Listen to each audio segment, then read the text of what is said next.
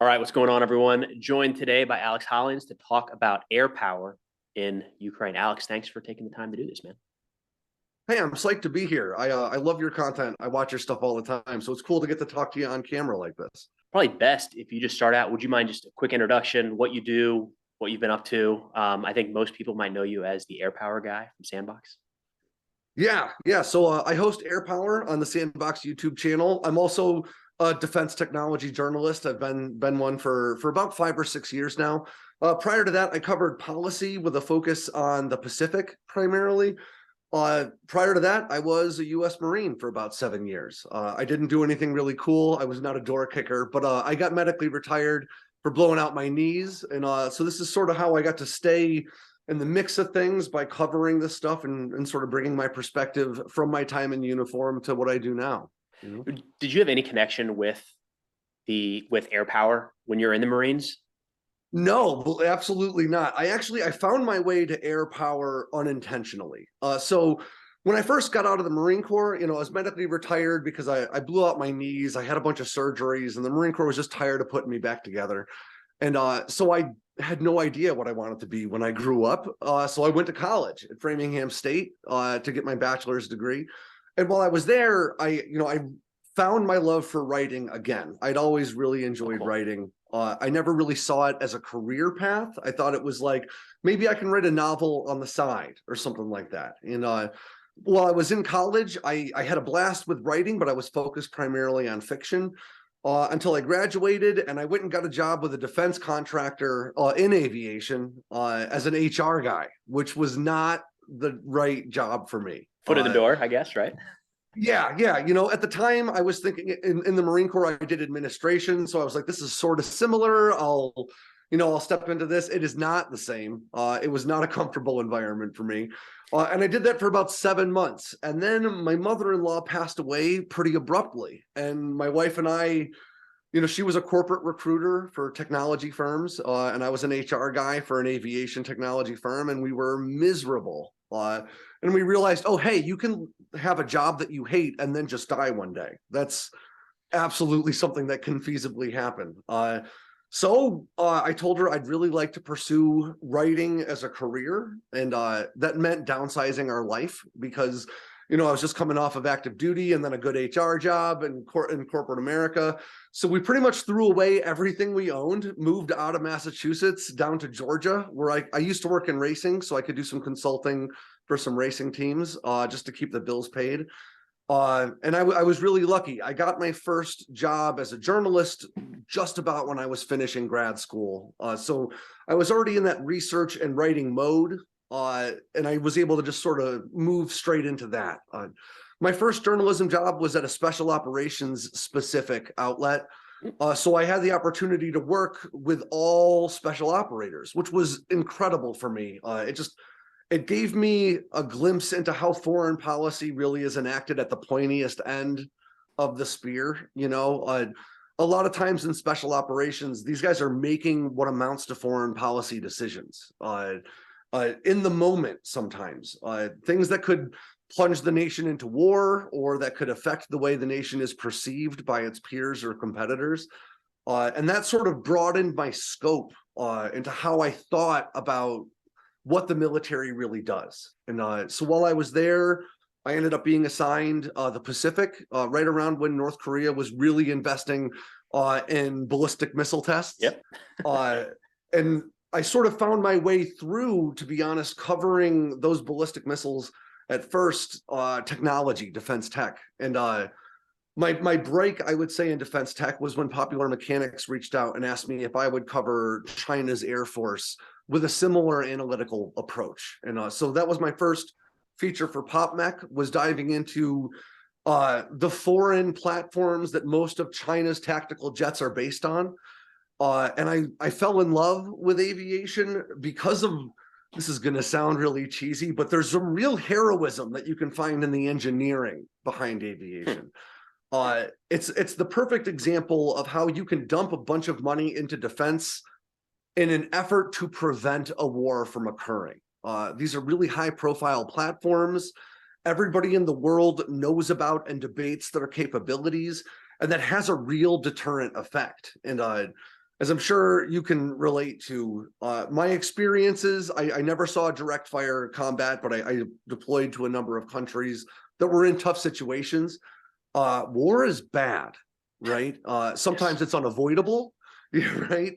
Sometimes you can't prevent it from happening, but it's never a good outcome. And I see defense technology as a way where I can cover, the heroism of engineering. I can highlight the nobility of service, but without sort of bashing on that drumbeat for war. Instead, I'm able to talk about how valuable this stuff is as a deterrent presence as much as its combat capability. And I can focus on stories that aren't just about lives lost, but also about, lives devoted to something like solving incredible problems. And I'm lucky that the audience also liked my take on air power, and it just sort of snowballed from there. That's cool, man. I feel like there's a way to, especially when you're talking about the equipment or the machines, to not have to get into the graphic nature of war that sometimes can be mistaken for like glorifying war. If you're just talking about, Absolutely. yeah, like the innovation just in air power is pretty insane by itself. Even if you take away all the weapons, Yeah, yeah. And again, I want to emphasize that I'm opposed to war in the way that I'm opposed to all war as a general term. I support, for instance, I support the United States providing arms to Ukraine.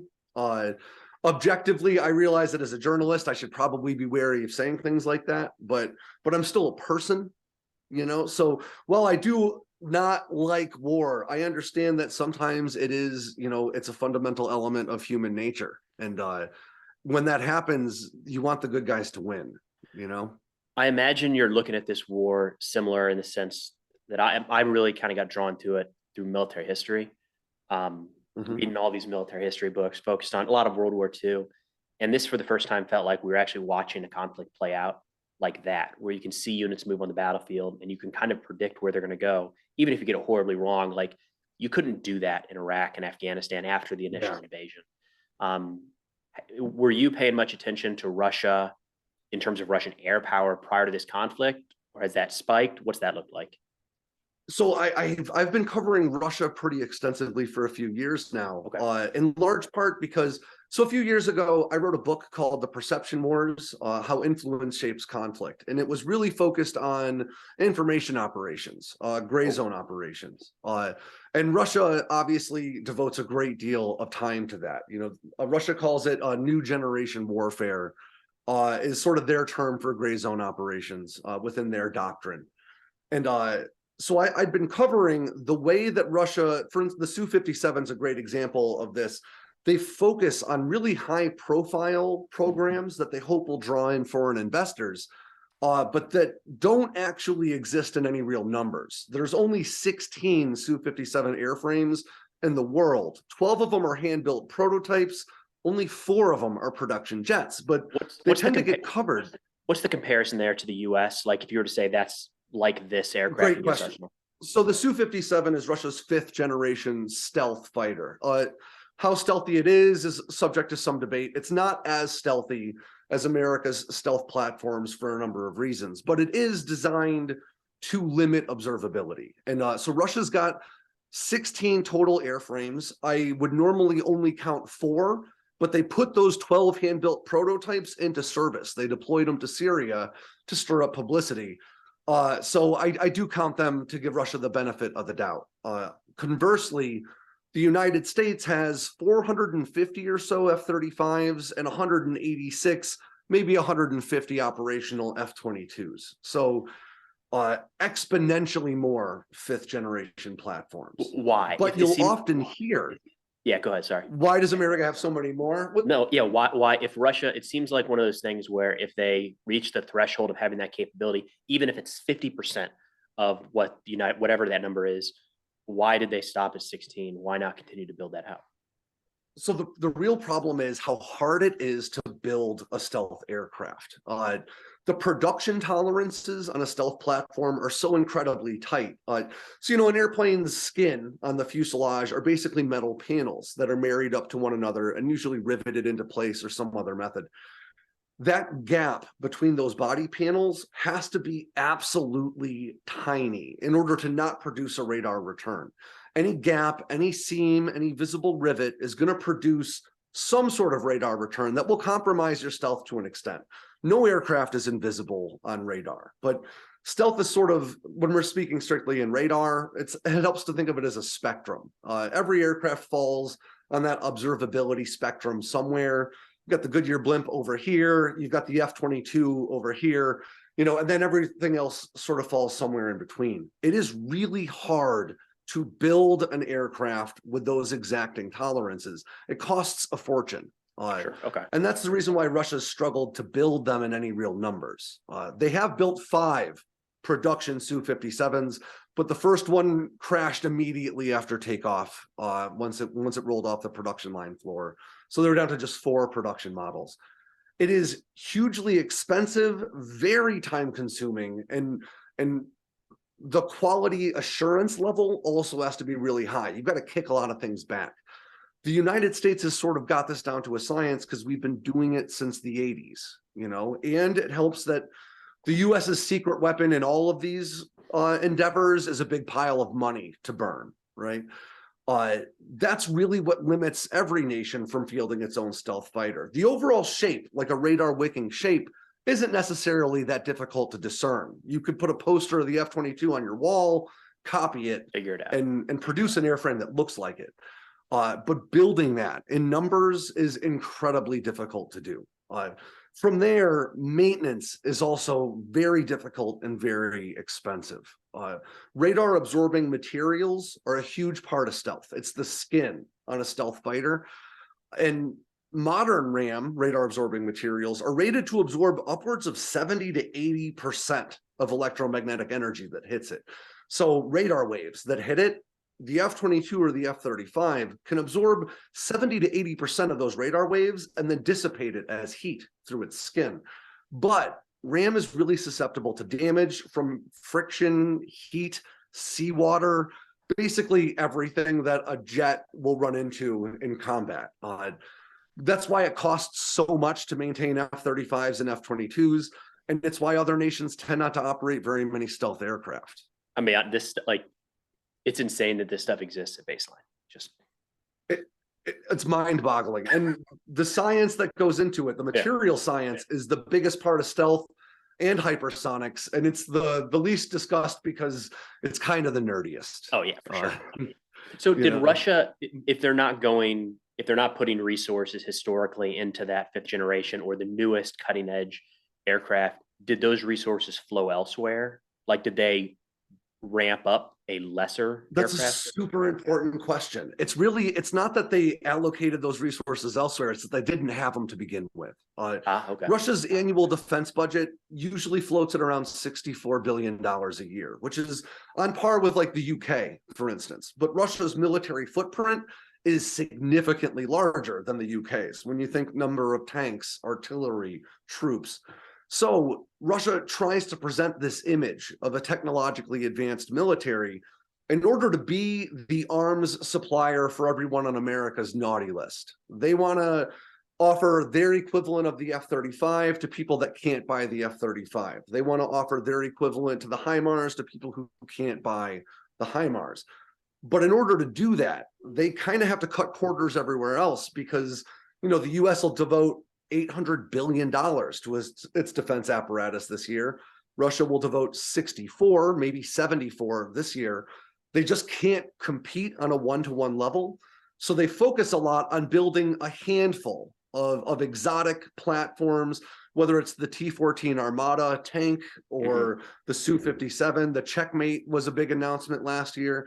The Status 6, this nuclear doomsday torpedo submarine. Yep. They build these high-profile systems to draw in a great deal of publicity with the hope of drawing in buyers. The idea being that if India will buy the Su-57, Russia can afford to build themselves a fleet. If they can get someone to buy the Checkmate, they can afford to build themselves a fleet. They can't afford to build themselves a fleet of them otherwise. So as difficult as it's been in the past, it'll be even harder now with the new sanctions following their invasion of Ukraine. Does the same generally flow to missile technology? missiles or just Yes, okay. to some extent. So Russia does invest very heavily in their nuclear deterrent force. The Sarmat, the Satan II ICBM they recently put into service is a mind-bogglingly huge nuclear weapon. If you were to take America's Minuteman III ICBMs and the Sarmat and put their nuclear yields on a graph next to each other, you wouldn't see the Minuteman's mushroom cloud compared No to the kidding. Sarmat. So the Minuteman III is measured in kilotons. I don't want to give you an exact number. The Sarmat's 50 megatons. It is on a completely different scale than American ICBMs. Is that And they do this like confirmed that exists? It's capable, or is it? Yes, for the most part, as confirmed as anything that you get out of Russian state media can be. How many do they have? How operational is it? How effective is it? You know, there are question marks, but Russia stated that this ICBM's yield is equivalent to wiping out one Texas or France per missile, is how they articulated it. Whereas America's nuclear arsenal is, as silly as it sounds to say tactical nukes, they're closer to tactical than they are to strategic. America's nuclear ICBMs are meant to take out specific targets, whereas weapons like the Status 6 are designed to make an irradiated tidal wave wash over as much of the eastern seaboard as they can. The idea is that you only need to build a couple of these in order to have a real powerful nuclear deterrent, whereas the United States might build 1,000 much smaller weapons to get that same deterrent presence. So when it comes to bang for your buck, Russia really does a pretty good job of keeping a seat at the table, even though they are spending a tenth of what their primary competitor might be. Now that's all a comparison to the United States. But when this war kicked off with Ukraine, the comparison was Russia versus Ukraine, especially when we're talking about air forces. And we were chatting the other day. I think everybody was surprised right out the gate. Ukrainian aircraft are still flying 3 days later, 3 weeks later. Yeah. They're still in the air today, some, right? And like, what on earth got it? Russia and the United States, in terms of air power, it's kind of a different conversation. But it seemed like Russia should have had a clear advantage over Ukraine, and it shouldn't have been close. So when this conflict kicked off, what were you looking at there? Like, why is the airspace still contested? I want to start by saying 2 days before the invasion started, I published a story called How Russia Uses the Media to Convey a False Image of Military Prowess. And at the time, I really did not think Russia was going to invade. I was like, if you look at their military infrastructure right now, they could not sustain this war. They're not going to do it. It'd be a bad move. And then they invaded, and I was terrified that they were about to make me look like an idiot. Obviously, I was concerned for the Ukrainian people too, but professionally, I was like, if they steamroll over Ukraine right now, I just ended my career. I didn't expect them to make me look this good. Russia really did think this was going to be a short-lived conflict, and you can see it in the way that their approach to this war played out. They started expecting this to be a very brief fight. And as such, they didn't feel the need to assert the same sort of air dominance that the United States would going into any type of conflict. In America, we have, the 6 stages of warfare. But every one of those 6 stages, that starts with shaping and deterring, and these are sort of soft power plays. But even in the shaping and deterring stage, America uses air power. It uses platforms for air reconnaissance, intelligence, surveillance, and reconnaissance. It also will fly deterrent missions. You see it over the Korean Peninsula, will fly B-1B bombers just to say, hey, don't mess with us, right? Every one of the 6 stages of warfare in American military doctrine leans on air power. Russia has a completely different model, but we tend to look at it through our American or our Western-centric perspective. But Russia's developed their entire military doctrine for decades now, predicated on the idea of a fight with NATO. And although Russia did have the 2nd largest air force in the world, still does when this fighting started, Russia was well aware of the fact that their air power was not going to be able to dominate the collective air power of NATO. So they built their military doctrine around the idea that you control the airspace immediately around you. When you move, you take that control with you. You don't continue to maintain control of the airspace of where you just were. If you have an objective on the other side of the country, you control the airspace over the objective until you accomplish it, and then you abandon that airspace, because they didn't want to try to duke it out one-on-one with all of NATO to control the airspace over all of Russia, let's say. The problem is they tried to leverage that same doctrine when things didn't work out in Ukraine right off the bat. A few weeks into the fight, they realized this isn't going to be a short fight. They leaned back on their pre-existing doctrine, their approach to combat that they've trained for, throughout the Cold War and to this day. That approach to combat, that doctrine, was based on a fight with a nation like NATO, where they didn't expect to have air supremacy, so they're not even going to bother trying to secure it. Russia uses its air power as long-range fires. It's an extension of artillery, whereas the United States uses its air power really as sort of the primary focus in a lot of ways, and then uses ground power to support. Russia's, again, flipped that upside down. They see long-range fires and just inundating your opponent with artillery as their primary means of accomplishing their objectives. As a result, they don't have dedicated, suppression of enemy air defense platforms like wild weasels we have in the US. They don't even train extensively on using anti-radiation missiles like HARMs to take out enemy radar systems. You don't have like an airframe and a pilot where that's all they do.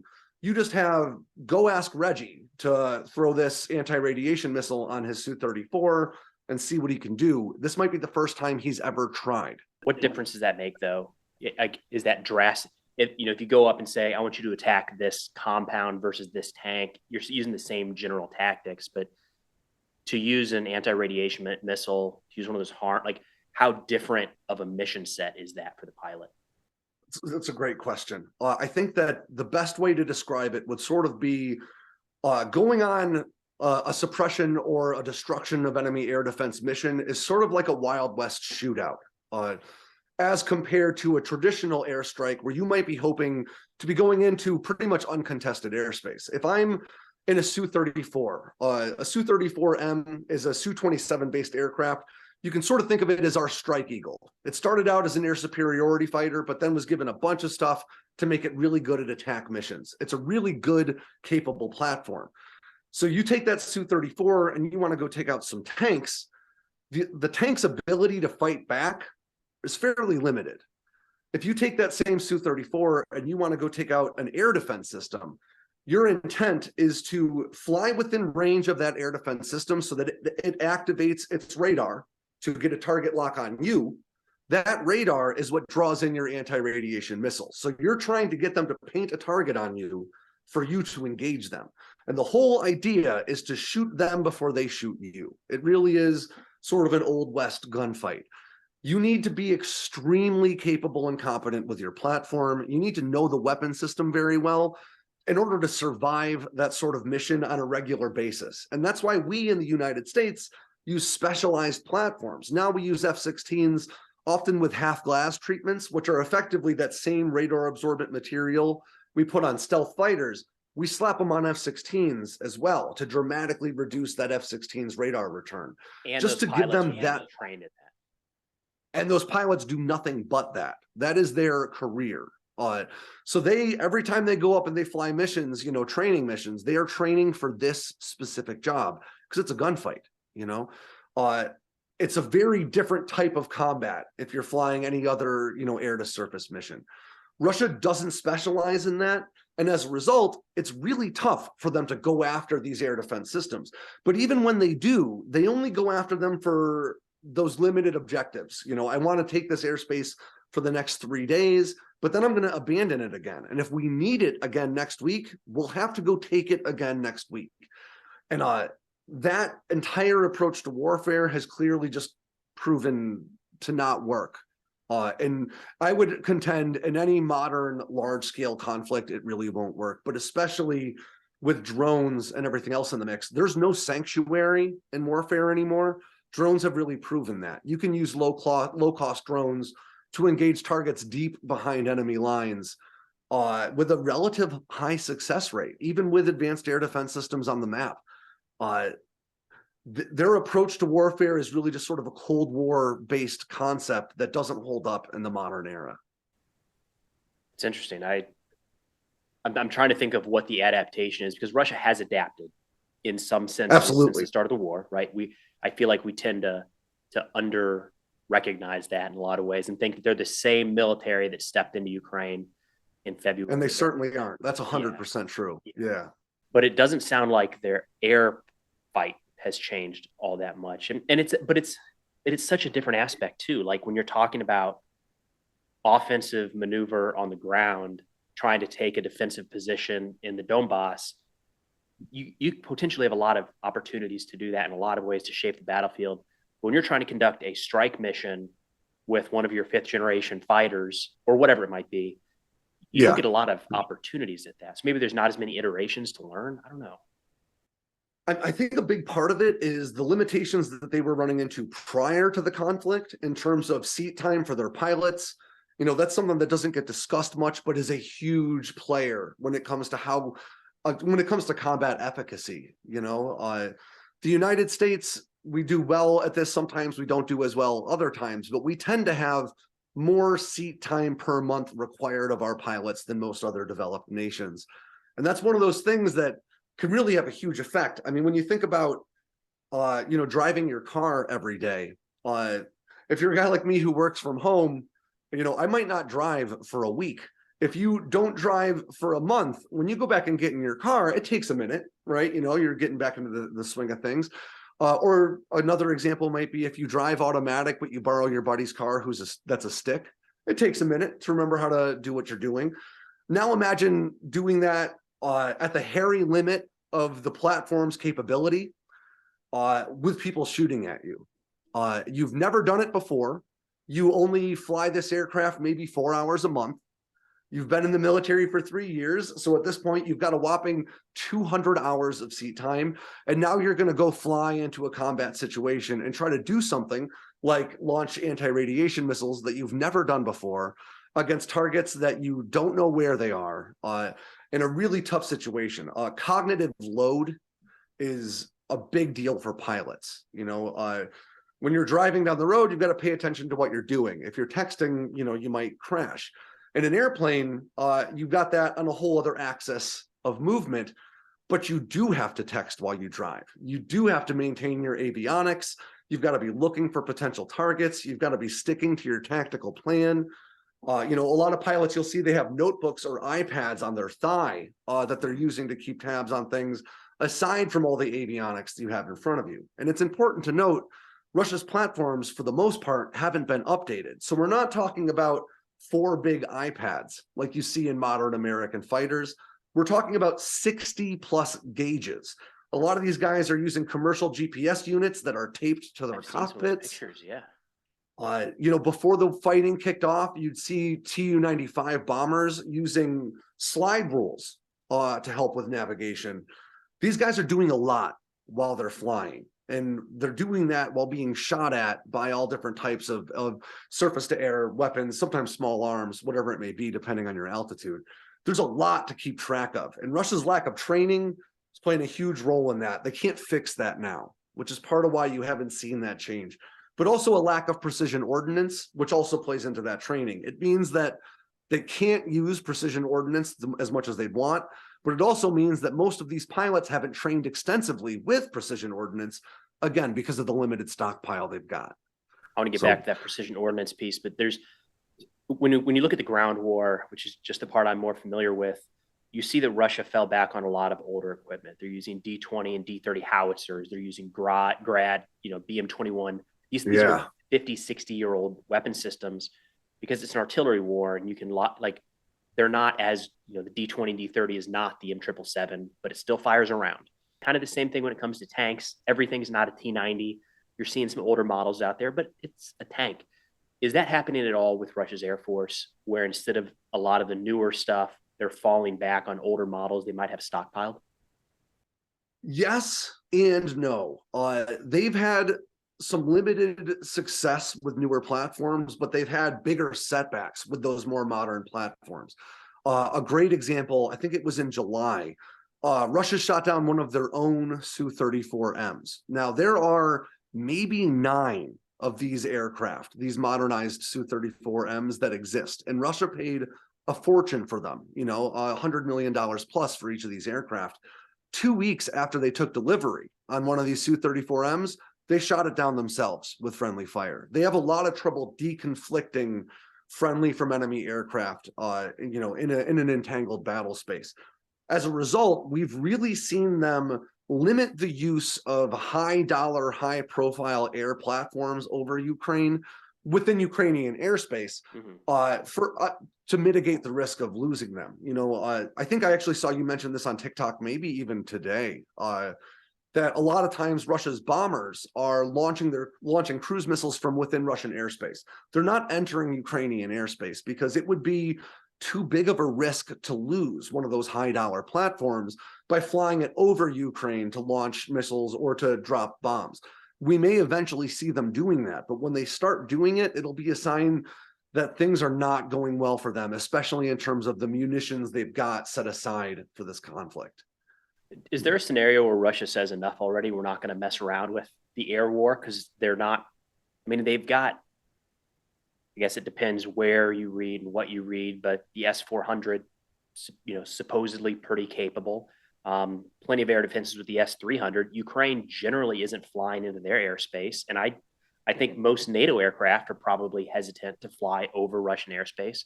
You think Russia at some point just says enough, trying to keep up with this air war? We're going to focus elsewhere.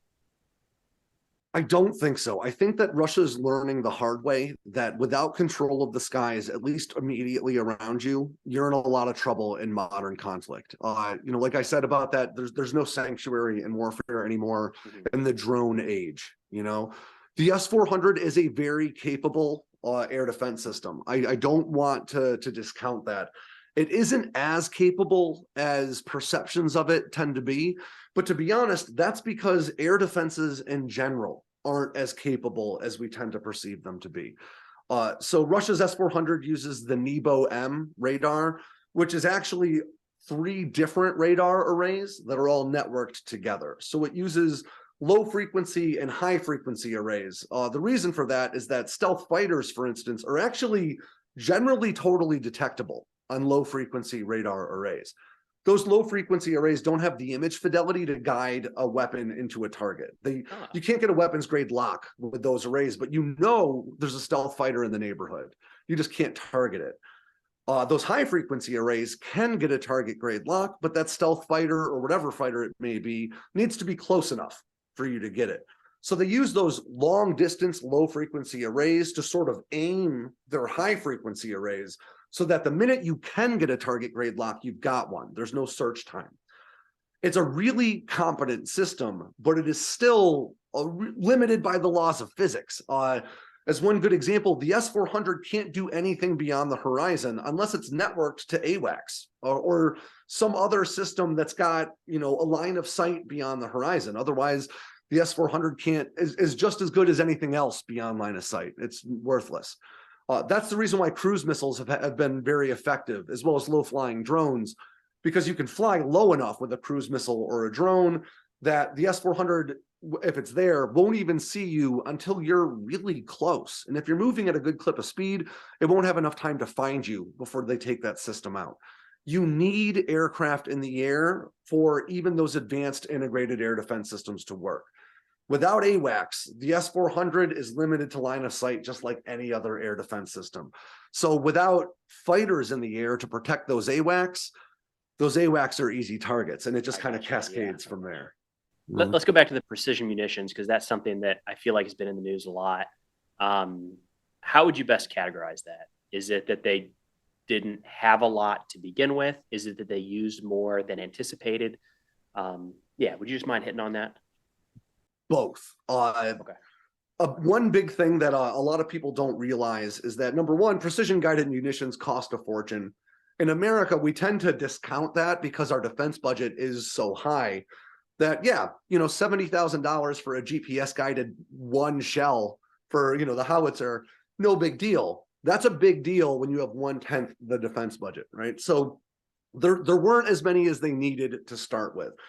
One of the real reasons for that, and Rusi, I don't know if I'm pronouncing that right, RUSI, they have done incredible work all throughout this conflict, but they recently put out a report that was further substantiated by another independent analysis firm, just showing all of the Western components that you can find in Russia's precision-guided munitions, the GPS that they use, the targeting systems, the TV optical targeting systems they use for that last portion of the flight. Basically, all of the targeting and guidance systems you find in Russian precision ordnance are all full of Western technology, microchips from Texas Instruments, other American firms that are secured, in underhanded ways through shell corporations and things like that. Yeah. It looks, I did a story in a video recently about, it's very, very likely that the Kinzhal, their faux hypersonic air-launched ballistic missile, uses American guidance components to guide it into its target. So that got harder post 2014 to source these components after they annexed Crimea, and there was one slew of sanctions. It is next to impossible now to continue to source those same components, which really limits their ability to replenish their stock. So they didn't have that many to begin with, but the real problem is that they can't build more. And when you can't build more, you start to get a lot more hesitant to use them. You want to stretch out how many you've got, and it limits their ability to execute precision fires from the sky in general. Makes sense. Yeah, I'd be interested to see at some point if we get a clear picture on what their manufacturing capacity is during the war, right? How long does it take them to turn out a new tank? How long is it going to take them to rebuild? After this conflict, Russia is going to be a very different Russia for a long time to come. Just because of how long will it take to rebuild all the tanks that they've lost, to rebuild the airframes that they've lost, to rebuild the munitions that they've lost. It's going to be a huge undertaking. Is there anything, one of the arguments when it comes to that is that Russia has this great big storage stockpile they're pulling from, right? And in a sense they do. I think, I don't even want to get into a debate on the number of artillery shells and things like that, because there's so much speculation, but in terms of howitzers and tanks, they do, to some degree, have stockpiles. They may or may not be operational. They might be rusted out barrels that don't work anymore. Do they have anything like that in terms of aircraft that they could, break glass in case of war, roll out another flight of something? I got it. That's the most common comment on all of my TikToks and YouTube videos about Russian air power is oh, well, they're just waiting. They're going to bust out the good stuff next week. Just wait. And there is truth to that in terms of Russian military doctrine, where they really do try to use only the resources they need to accomplish their objectives and not more. And there's truth to that. They are well past that point. They're well past we're trying to lull you into a false sense of security point in this conflict. As Russia digs deeper into their stockpile, we're not going to see more capable, more effective stuff hit the battlefield. We're going to see less capable, less well-maintained, less effective stuff hit the battlefield. Because we're not necessarily, the Su-57, for instance, hasn't seen this fight at all, and it won't, because the PR travesty that would be a Su-57 being shot down by a man-pad or something ridiculous would be so detrimental to Russia's efforts to sell systems to foreign countries that it isn't worth the risk. If you do start to see platforms like that in the fight, it means that they are scraping the bottom of the barrel. But they don't have a sexy new bomber that they could dust off to send in instead of their Tu-95s. They have other Tu-95s that aren't the front wing ones, so they haven't been getting the same degree of maintenance as the ones that are currently in operation. They're going to be worse rather than better. I understand a lot of people tend to believe that Russia's got this big stockpile, again, because Russia is really, really good at the media game. In Russia, they call this approach reflexive control. It's actually a methodology that is taught in Russian military academies. It is an intrinsic part of Russian military warfare doctrine. Again, in the US, we tend to think of perception management as an afterthought. We're going to accomplish our objectives, and then if there's time, we'll explain to the American people why. If there's time, we'll explain to the world why we're doing this. When bad actor narratives surface, America tends to respond to them, which really just tends to amplify those bad actor narratives. We're really bad in the gray zone. Russia is very effective in the gray zone. They have a whole series of puppet media outlets. Some of the really prominent ones are, RU and TASS and stuff like that, but there are lots of smaller ones as well. I won't blast anybody on here, but I know I saw a report on that today in Europe. It's crazy. Yeah. Yeah, they have, and so what they do is they daisy chain citations. We see this unintentionally from good journalists all the time, where I was doing a video diving into Aurora, which was this sort of mythical American reconnaissance plane follow up to the SR-71 from the 90s. And I found this one report about Aurora that was reported everywhere, but there's no substantiation for it. It's on the Wikipedia page. That's, one guy saw it on Wikipedia, wrote it in his article. Somebody cited him, who cited him, who cited him. Love it. Now you get to, today, and nobody knows where this detail came from. It's not actually true, but most people believe it. Russia does that on purpose. They'll daisy chain these citations to put, until Western outlets pick it up, until reputable outlets pick it up, and they go, I've seen this reported on these 16 local news outlets. I've seen this reported on these other international outlets that are pretty reputable. I feel confident citing those outlets and putting it in my own reporting. A lot of mainstream media in the West, you and I may tend to focus on defense stuff, but your local news, even the national guys, they don't focus on defense. They focus on all news. So they're sort of just reading the script. And if it doesn't quite hold up, they probably won't notice that, So because of that, Russia's really good at planting this seed that they've got tons of hardware or that they're way more advanced than they are. It benefits their foreign sales efforts, but it doesn't help in the fight. I started down a rabbit hole recently of a video that I've not made, and I don't know if I'll ever be able to. I was going to talk about how many tanks does Russia actually have? Just, because there's warehouses and there's storage yards, and my God, I got down some rabbit holes and the numbers were so conflicting. And yes, whether they were intentionally vague or not, they were very, very confusing to where actually it's important to note those conflicting reports are part of reflexive control. The idea is that if you flood the channel with information, especially contradictory information, people are going to fall back on their pre-existing biases. So you'll find Russian state officials making contradictory statements in the same week. The idea basically being that depending on your narrative, especially your pro-Russian narrative, there's a citation for you out there. True or not, it doesn't matter. There's somebody that you can say, agrees with you that Russia's got a million T-14s. Yep. Exactly. But if you can fill the channel with enough noise, people can pick what they want out of it and just report that as fact. To go back to kind of where we started on this thread, there was a point in the war where that held true.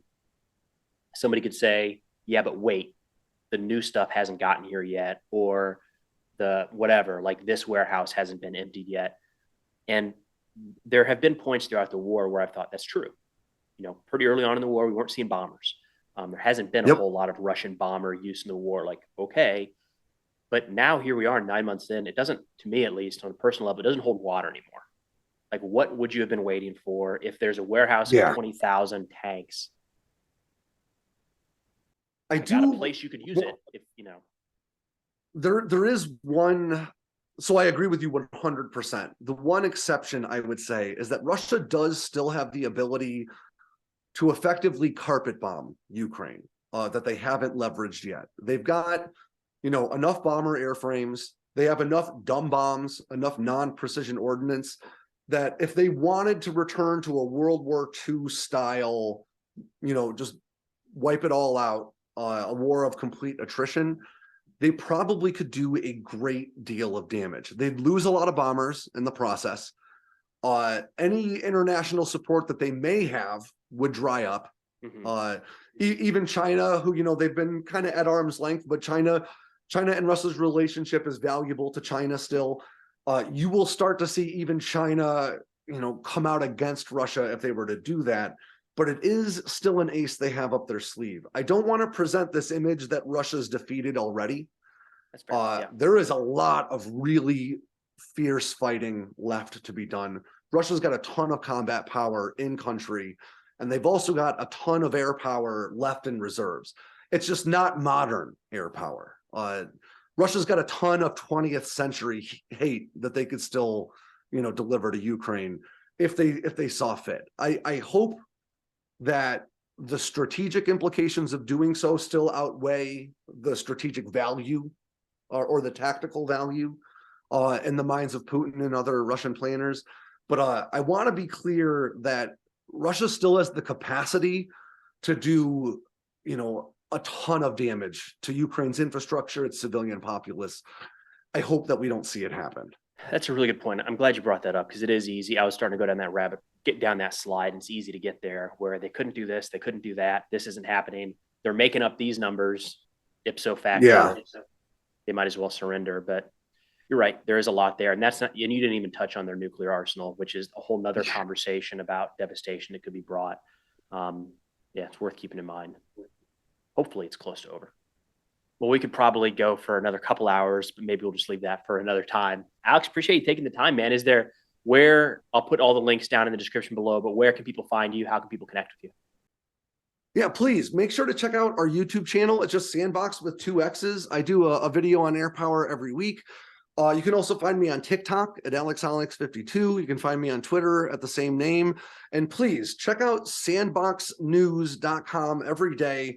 I'm the editor-in-chief there, but I am not the smartest guy in the room. We've got F-35 pilots, Delta Force operators, CIA guys. We have a staff of subject matter experts that help make me look smart when I come do things like this. But they're the real heroes. So go check out their writing. I would really appreciate it. Love it. Alex, thanks so much again, and we'll talk soon. Yeah, thanks, man.